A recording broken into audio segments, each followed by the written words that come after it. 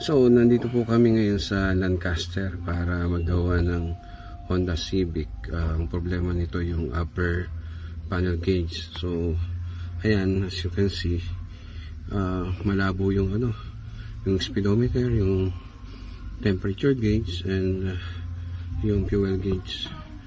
So, ayan, babakasin na namin. And after magawa, video ulit natin. So ito na po yung result ng ating pag-repair dito sa Honda Civic upper panel gauge. So makikita nyo, medyo maliwanag na siya ngayon. Actually maliwanag na talaga siya as compared kanina. So ngayon itatry natin i-adjust yung brightness. Pababaan ko yung brightness ngayon.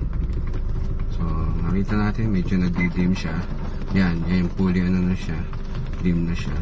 So iangat natin yung brightness. Yan, naka full brightness naman siya ngayon. Yan, medyo maganda na siya. Mas kitang kita na siya ngayon while driving or kahit naka-idle actually.